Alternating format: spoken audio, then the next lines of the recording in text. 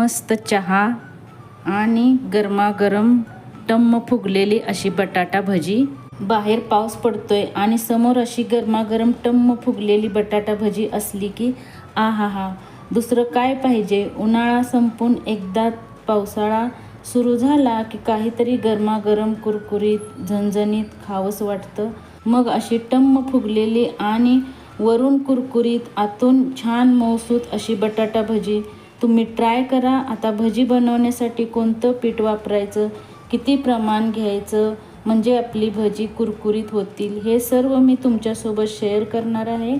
चला तर मग वेळ न घालवता रेसिपीला सुरुवात करूया. नमस्कार मंडळी, माझ्या स्वयंपाकघरामध्ये तुम्हा सर्वांचं मनापासून स्वागत. इथे मी भजी करण्यासाठी 2 बटाटे घेतलेले आहेत. मोठ्या साईजचे बटाटे घ्यायचे आणि त्याचे आपण आता साल काढून घेणार आहोत. साल काढून घ्यायची आणि मोठी जरा बटाटे घेतली ना की आपली भजी थोडी मोठी होतात, त्यामुळे अशी मोठी साईज घ्या. इथे मी आता बटाट्याची साल काढून घेतलेली आहे. इथे आता हे बटाटे तुम्ही चाकूने पातळ पातळ याचे स्लाइस करू शकता. एकदम कागदावानी पातळी करायची नाही, किंवा असे तुम्ही जे चिप्स पाडायचे असते त्यानेही तुम्ही ग्रेट करू शकता. हे पहा खूप छान होतात याने.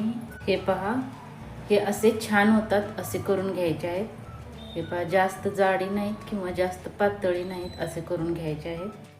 सर्व बटाट्यांचे मी स्लाइस करून घेतलेले आहेत. हे पहा जास्त पातळ नाहीत किंवा जास्त जाडी नाहीत. याला एका भांड्यात घालून आता आपल्याला स्वच्छ धुवून घ्यायचे आहेत. 2-3 वेळा स्वच्छ धुवून घेऊया.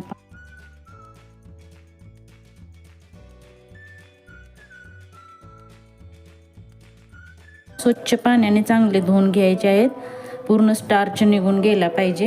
हे पहा मी आता स्वच्छ धुवून घेतलेले आहेत. हे पहा सफेद पाणी निघत होते ते एकदम आता पाणी बघा किती साफ निघायला लागलेलं आहे. हे आता काढून एका चाळणीत ठेवायचं आहे, नितळलं पाहिजे चांगलं. चला तर आपण आता सर्व चिप्स आहेत ते चाळणीत काढून घेऊया, म्हणजे छान नितळतील.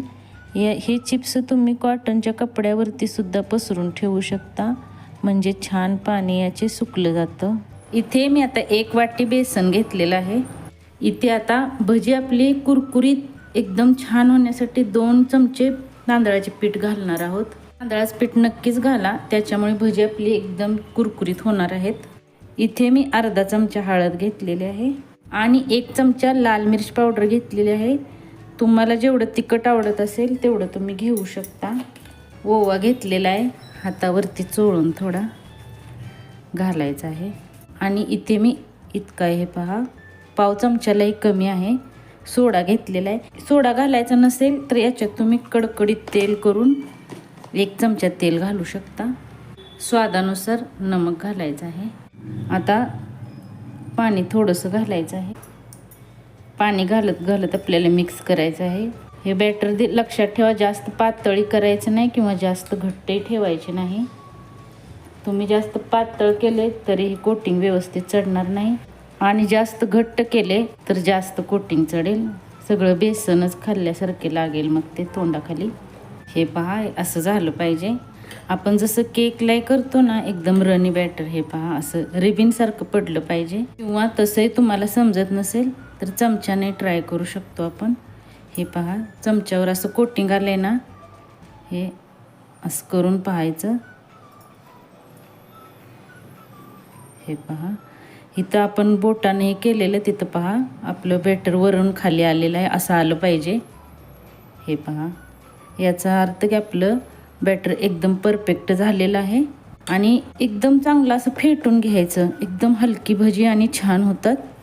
असं फेटल्याने ना एकदम हलकं आपलं बेसनचं बॅटर होतं आणि भजी कुरकुरीत आणि छानही होतात. तसंही आपण सोडा घातलेला आहे, परंतु तरी असं एकदम हलवून घ्यायचं, म्हणजे फेटून घ्यायचं. जसं दहीवड्याला आपण कसं फेटून एकदम हलकं बॅटर करतो ना, तसं करून घ्यायचं आहे. ते आता याच्यात आपण बसतील एवढे व्यवस्थित बुडवून घेऊया.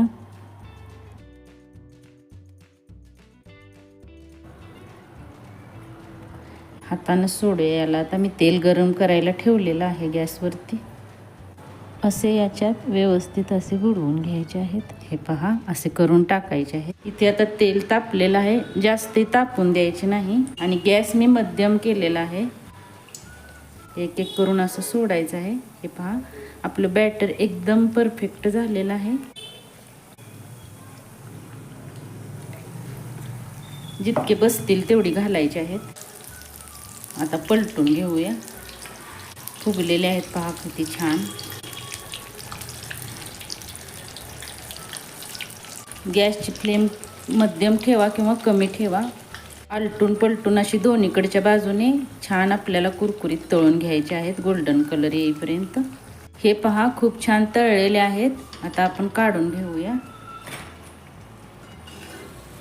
आता राहिलेली आपण तळून घेऊया. पण गॅसची फ्लेम आपल्याला कमीच ठेवायची आहे. गॅस बिलकुल मोठा करायचा नाही, नाहीतर आतून कच्ची राहतील. त्यामुळे मी दुसरी सोडताना सुद्धा गॅसची फ्लेम कमीच ठेवलेली आहे. हे छान आता पहा कलर आलेला आहे, तळलेले आहेत. असेच आपण आता सर्व तळून घेऊया. हे काढते मी आता.